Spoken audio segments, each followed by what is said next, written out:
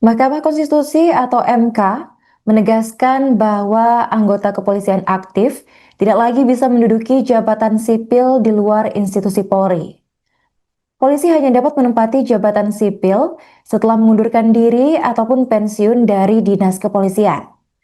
Ketentuan ini diputuskan MK dalam perkara nomor 114 garis miring PUU strip 23 garis miring 2025 yang menguji pasal 28 ayat 3 dan penjelasannya dalam Undang-Undang nomor 2 tahun 2022 tentang kepolisian.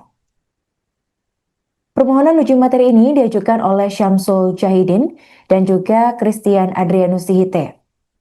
Dalam pertimbangannya, Hakim Konstitusi Ridwan Mansur menjelaskan bahwa frasa atau tidak berdasarkan penugasan. Download Tribun X sekarang, menghadirkan lokal menjadi Indonesia.